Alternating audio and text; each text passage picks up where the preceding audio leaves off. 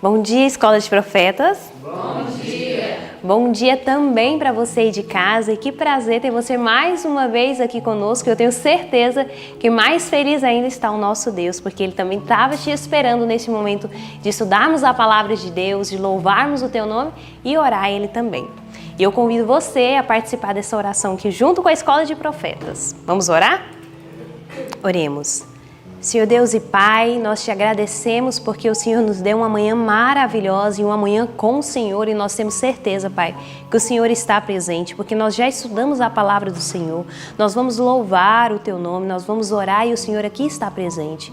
Que o Senhor também possa alcançar o coração daqueles que têm acompanhado esses vídeos, Pai, que o Senhor tem falado ao coração deles através da palavra do Senhor e que eles possam se entregar ao Senhor de uma maneira completa e intensa, Pai. Que o Senhor possa concluir a obra que o Senhor começou na nossa vida, que o Senhor seja Deus em todos os momentos e em todos os lugares de nossa vida. Nós entregamos esse dia em Tuas mãos, que seja administrado conforme a Tua vontade e a Tua vontade seja a nossa também, Pai. Nós louvamos e engrandecemos o Teu nome, em nome de Jesus Cristo. Amém. Amém. E para um culto ser completo e abençoado, nós temos que louvar o Senhor. E também nós temos que obedecer a palavra do Senhor. E por isso nós vamos louvar o Senhor com o hino de número 284. Obedecer é melhor.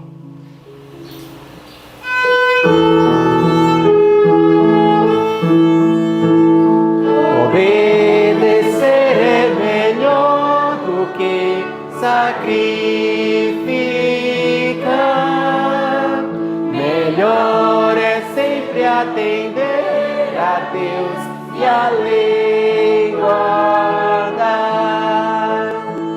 A Deus com fé, nossa alma louvamos, a sua lei obedeçamos, pois obedecer é melhor do que sacrificar. Melhor é sempre atender a Deus e a lei guardar. Dizeis que não é preciso, mas a lei guardar. Olhai que a Bíblia em lugar algum a faz tombar. A Deus com fé, nossa alma volvamos, a sua lei obedeçamos, pois obedecer é melhor do que sacrificar. Melhor é sempre atender a Deus e a lei guardar. Virão as bênçãos de Deus a quem a lei seguir. Ó sim, Jesus nos ajuda a toda a lei cumprir. A Deus com fé, nossa alma louvamos, a sua lei obedeçamos, pois obedecer é melhor do que sacrificar. Melhor é sempre atender a Deus e a lei guardar.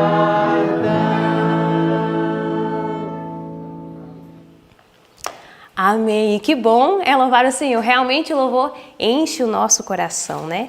Enche o nosso coração de paz, de amor e nos prepara para ouvir mais da palavra do Senhor.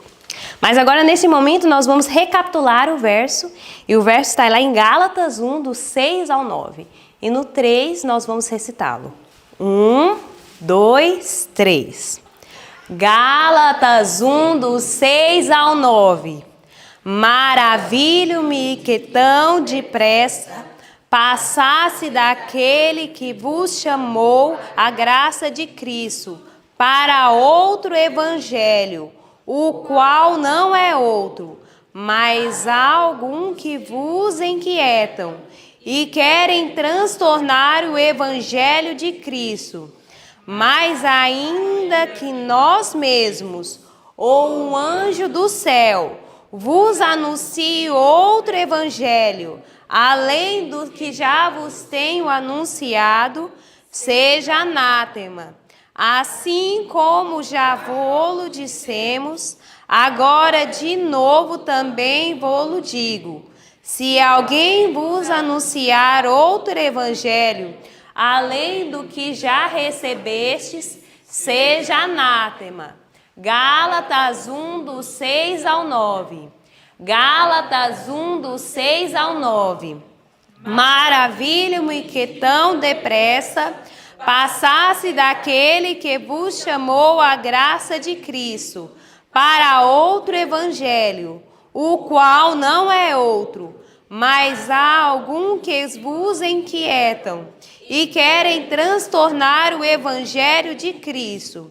Mas ainda que nós mesmos, ou um anjo do céu, vos anuncie outro evangelho, além do que já vos tenho anunciado, seja anátema. Assim como já vos dissemos, agora de novo também vos digo. Se alguém vos anunciar outro evangelho, além do que já recebestes, seja anátema. Gálatas 1, do 6 ao 9. Gálatas 1, do 6 ao 9. Maravilho-me que tão depressa passasses daquele que vos chamou a graça de Cristo para outro evangelho, o qual não é outro, mas há alguns que vos inquietam e querem transtornar o evangelho de Cristo. Mas ainda que nós mesmos, ou o anjo do céu, vos anuncie outro evangelho, além do que já recém-anunciado, seja anátema. Assim como já vô-lo dissemos, agora de novo também vô-lo digo. Se alguém vos anunciar outro evangelho, além do que já recebestes, seja anátema. Gálatas 1, do 6 ao 9. Amém. Que agora você fique com o estudo da palavra e que realmente ele possa alcançar o seu coração e que você tenha um bom dia. Bom dia para vocês. Bom dia para vocês que estão em casa. Dormiram bem? Estão felizes? Estão animados para que o Senhor Deus faça em nossa vida o que Ele tem mostrado que tem feito em tantas outras histórias? Como é que está na sua casa toda essa mudança e transformação que tem acontecido através da leitura da palavra? Nunca a pessoa é a mesma pessoa depois que estuda a palavra. Alguma coisa sempre muda. Olha que coisa interessante. Quando nós oramos, alguma coisa sempre muda nas outras pessoas, nas situações, no mundo ou em nós. Mas quando lemos a Bíblia, não existe forma de aquilo não fazer parte de nós. Um pouco da palavra habita na gente. Não é muito bom? Então, essa é a bênção do Senhor para a sua vida. Hoje, pela madrugada, meu esposo leu um texto para mim e eu gostaria de ler para vocês. Faz alguns dias que nós estudamos sobre isso, mas eu quero ler de novo para você esse texto. Diz assim, está no capítulo 51 do Desejado de Todas as Nações. Hoje nós estamos no capítulo 61, mas vamos ler esse pedacinho do capítulo 51. Diz assim, toda pessoa que recusa se entregar a Deus, acha-se sob o domínio de outro poder. Isso não é sério? Sim ou não? Não existe meio termo. Ou você se entregou ao Senhor ou você está sob o domínio de outro poder. Continua. Não pertence a si mesma. Pode falar de liberdade, mas está sob vil servidão. Não lhe é permitido ver a beleza da verdade, pois sua mente se encontra sobre o poder de Satanás. Compreende o que é isso? Quando a pessoa está sob o poder de Satanás, ela não consegue enxergar que ela está presa, ela acha que ela está livre. Não há constrangimento na obra da redenção. Não se exerce nenhuma força externa.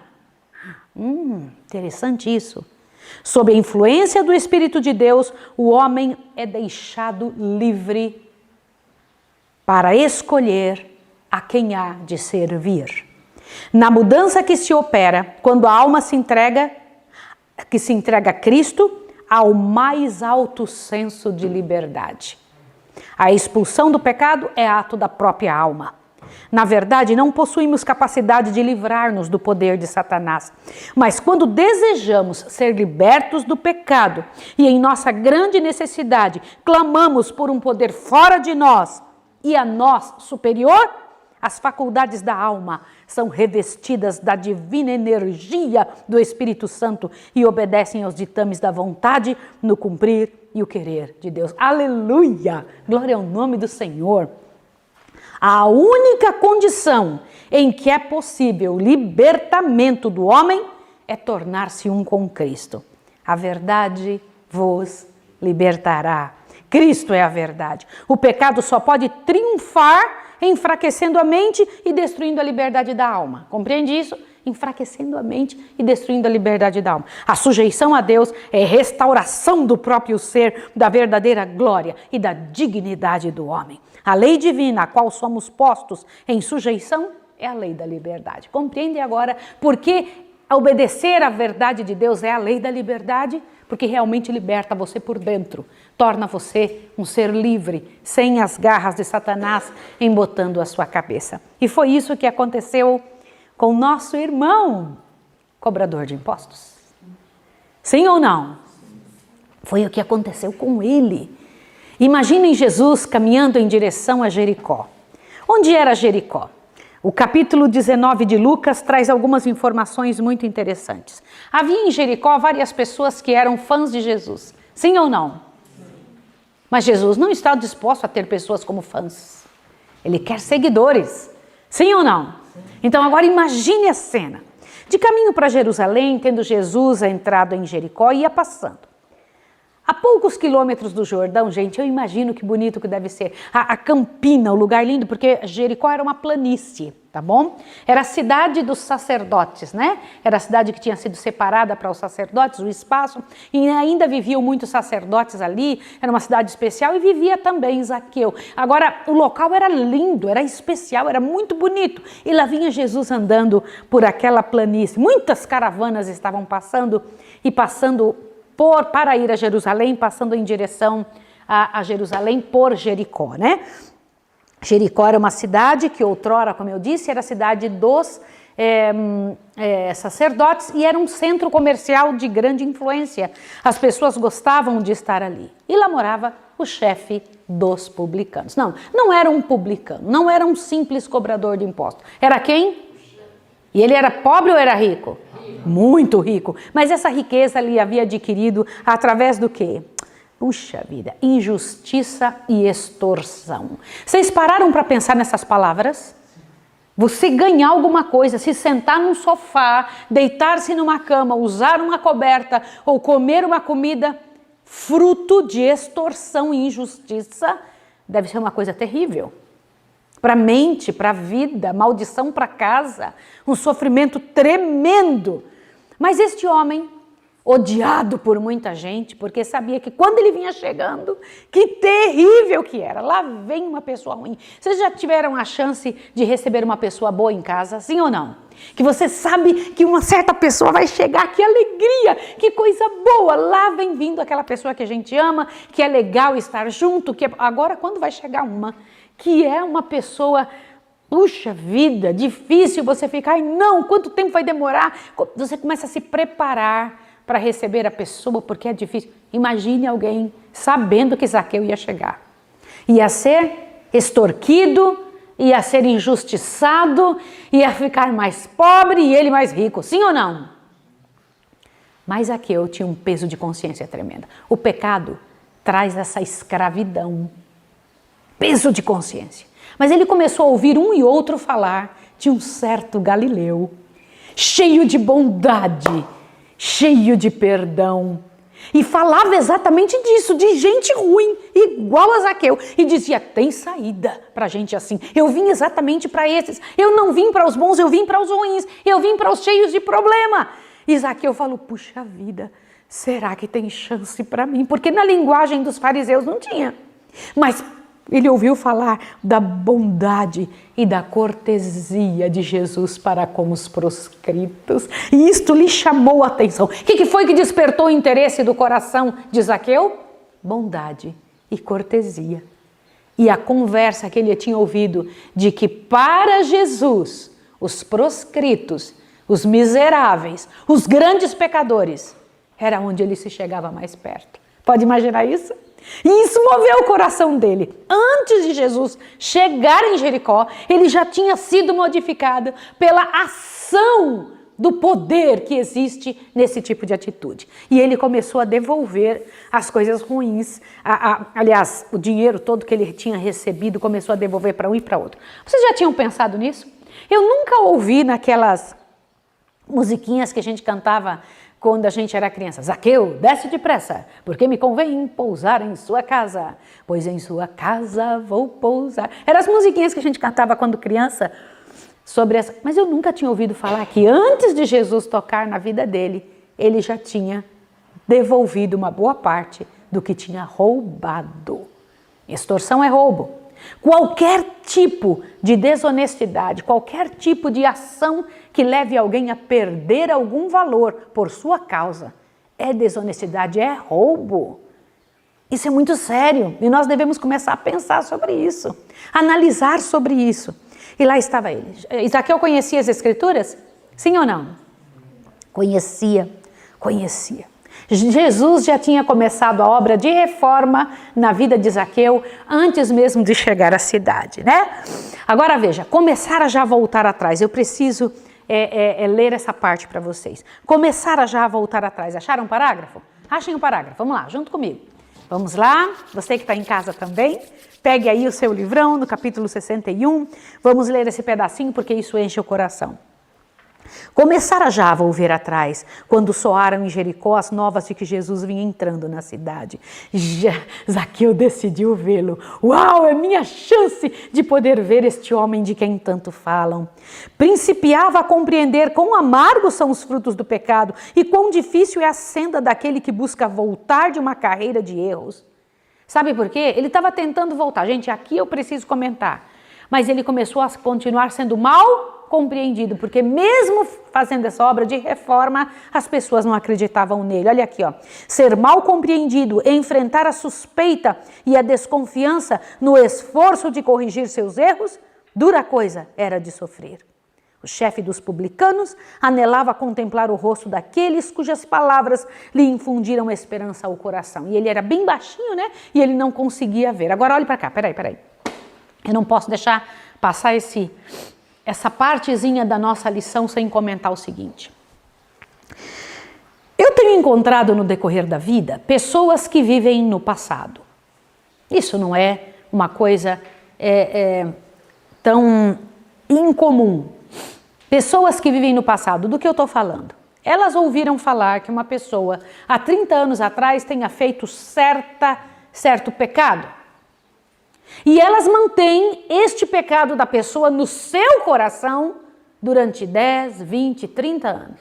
Quando ouve falar daquela pessoa, diz, não, eu não quero saber dessa pessoa porque ele fez tal coisa. Não se preocupam se a pessoa mudou. Não se perguntam se houve transformação. E inclusive quando alguém diz, ela se transformou, a pessoa parece que ela não entende o evangelho da graça, que é capaz de mudar pessoas, porque ela diz, não, eu me lembro de tal coisa que a pessoa fez, eu não quero. Quer dizer que o pecado deixou de existir naquela pessoa e continuou existindo aonde?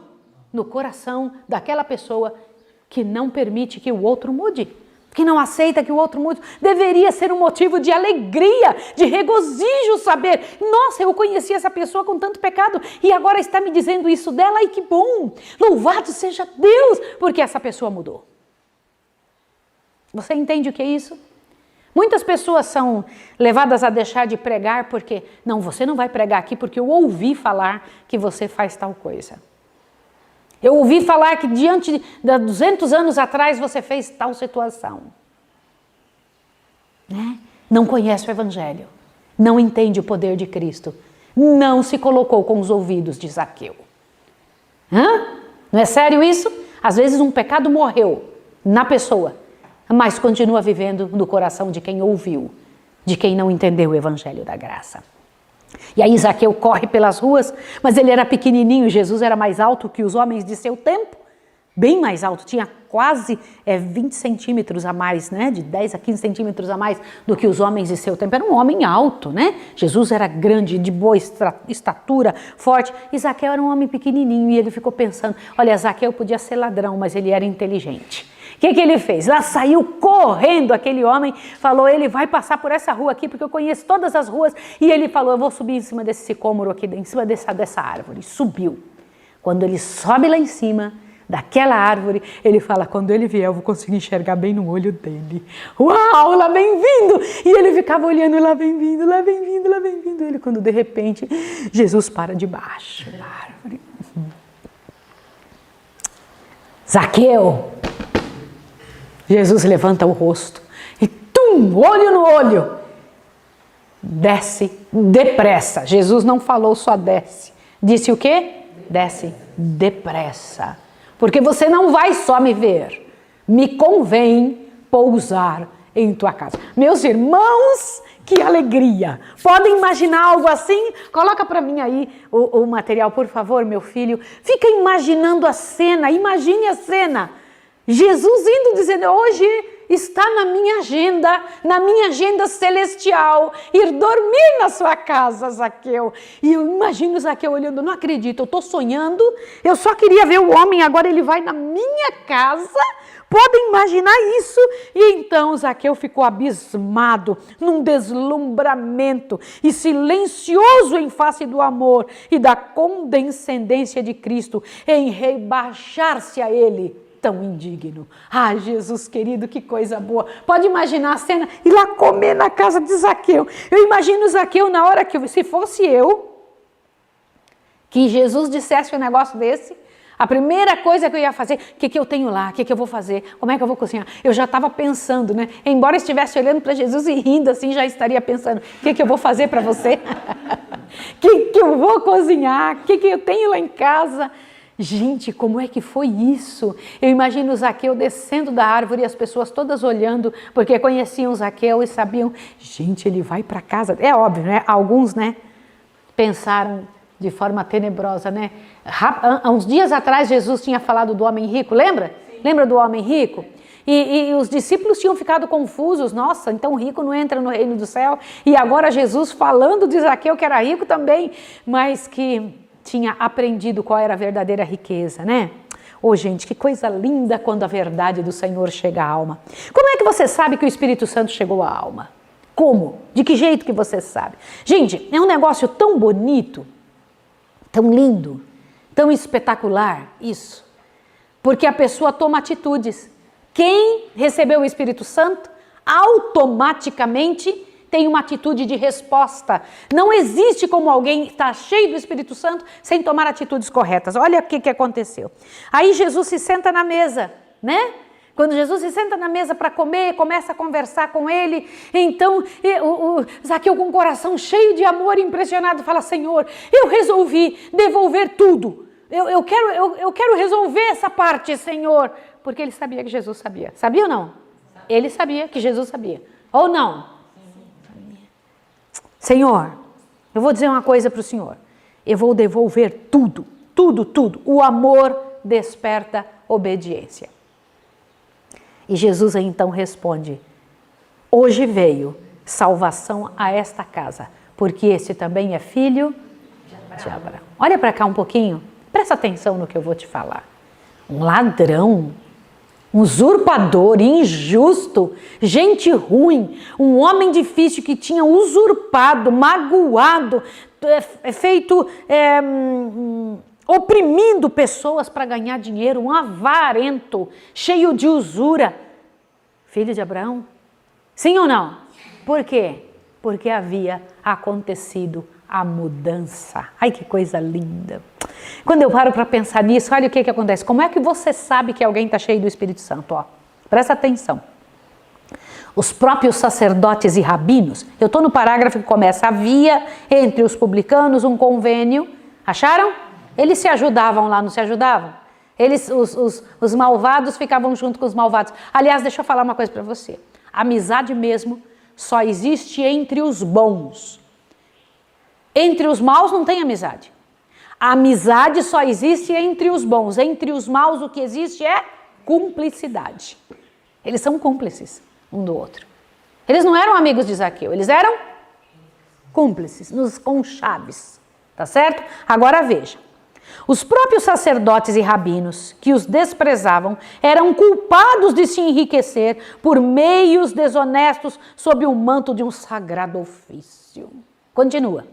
Mas tão depressa se submeteu o publicano à influência do Espírito Santo, lançou de sua vida todo proceder contrário à integridade. Como é que você sabe que o Espírito Santo entrou? Rapidinho, deixa eu tirar daqui isso que o Espírito Santo não permite. Amém, senhores? Avante, que mais?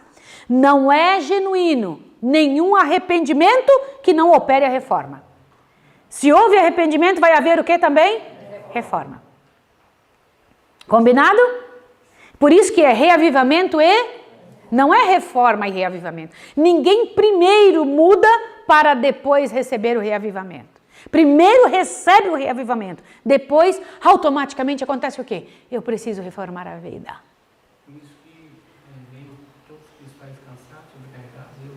É isso mesmo. Ótimo, amor. Por isso que é dito, como o meu esposo está falando, vinde a mim, todos vós que estáis o quê? Cansados e oprimidos e sobrecarregados, e eu vou fazer o quê? Eu vou aliviar vocês dessa carga tão tremenda. Não é lindo isso? Não é tremendo? Quando eu paro para pensar isso, olha bem, a justiça de Cristo não é uma capa para encobrir os pecados não confessados e não abandonados. É um princípio de vida que transforma o caráter e rege a conduta. Amém, senhores? E aqui vem explicando santidade. Ó. Santidade é integridade para com Deus. É a inteira entrega da alma e da vida para a habitação do quê? Dos princípios do céu. Entende o que é isso? Não existe como alguém dizer, eu estou servindo ao Senhor sem ter essa mudança tremenda. Toda pessoa convertida como Zaqueu marca a entrada de Cristo no coração pelo abandono das práticas injustas que lhe assinalam a vida. Amém, senhores? Vamos pedir isso ao Senhor. Vamos pedir a Deus isso. Você quer pedir? Quer pedir, Senhor, faça isso comigo. Mas vem cá, é necessário fazer restituição das pessoas que nós lesamos? Sim ou não? É necessário? Deixa eu comentar uma coisa com você.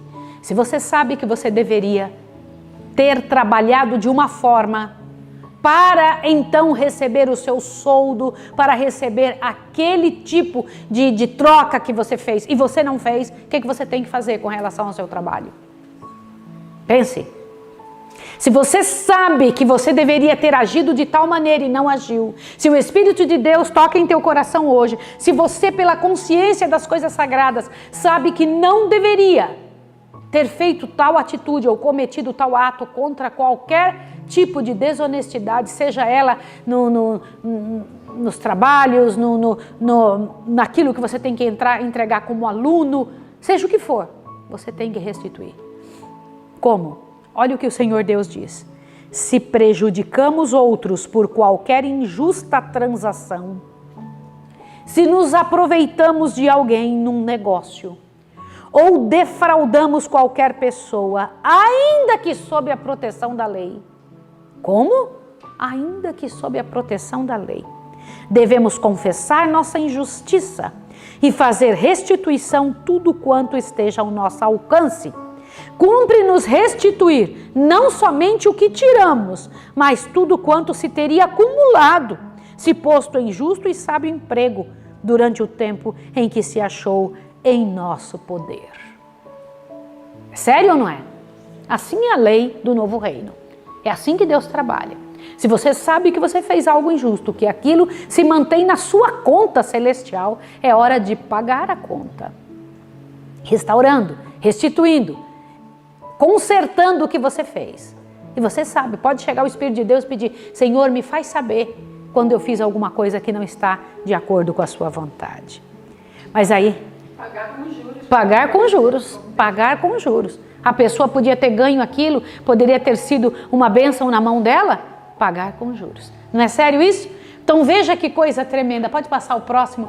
Quando eu vejo, né? Desce depressa, meu filho. Não desce de qualquer jeito, não. Desce depressa, porque me convém pousar em sua casa. Avante, mais um pouquinho. Olha lá. E levantando-se Zaqueu, disse ao Senhor: Senhor, eis aqui que eu dou aos pobres metade dos meus bens. E se alguma coisa lhe tenho defraudado alguém, restituo a 4 vezes mais, quadruplicar, né? E disse-lhe Jesus: hoje veio salvação a esta casa. Vocês sabiam que a casa de Zaqueu foi abençoada pela atitude dele? Assim como estava amaldiçoada pela atitude anterior que ele mantinha. Sabiam ou não? Sim. As nossas atitudes podem trazer bênção ou desgraça para as pessoas com quem vivemos. Não existe como você agir, fazer ou tomar uma atitude da qual você só receba a paga ou o resultado. Tudo que você faz destrói as pessoas com quem você vive. Tudo que você faz um benefício para as pessoas com quem você vive ou um malefício. Compreende? Sério isso, né? Quando eu paro para pensar, eu fico pensando, né? Jesus disse: hoje houve salvação nesta casa. E eu fico imaginando que coisa linda, né? Porque o Senhor Deus veio buscar aquilo que estava perdido. Puxa vida, que coisa linda, né? Diz assim: não somente foi o próprio Zaqueu abençoado, mas toda a casa com ele. Jesus foi ao seu lar para dar-lhe lições sobre a verdade e instruir sua família nas coisas do novo reino. Gente, que coisa linda, eles tinham estado excluídos da sinagoga. Agora Jesus chega ali, a próprio Senhor Deus da sinagoga chega dentro da casa deles. Esse é Jesus, esse é o nosso Senhor, né? Então lembra aqui, presta atenção, Jesus tem pressa para salvar o homem. Quando Jesus chamou Zaqueu da árvore, ele pediu para descer de lá, porque Deus não o queria como um fã, Deus o queria como seguidor, né? Que coisa bonita isso aqui. Eu paro para pensar, falo: bendito seja o nome de Jesus, que Deus tão bom, tá? E eu gostaria que você que está em casa, que você que está aqui na Escola de Profetas, nós que estamos tendo a chance de falar com o Senhor, de estarmos envolvidos com Deus, gostaria de que pela graça e poder do Senhor, nós tivéssemos a chance de fazer isso na nossa vida. Amém. Senhor, que bom, Pai Santo, que nós podemos ter a certeza que o Senhor se importa com pessoas difíceis, com pessoas em pecado, e o Senhor nos ensina um meio de ter paz no coração. Em nome de Jesus, abençoa quem está nos ouvindo, abençoa a nossa casa, abençoa a Rebequinha e todas as crianças, pela Tua graça e pelo Teu poder. Amém, Senhor. Até amanhã. Um abraço.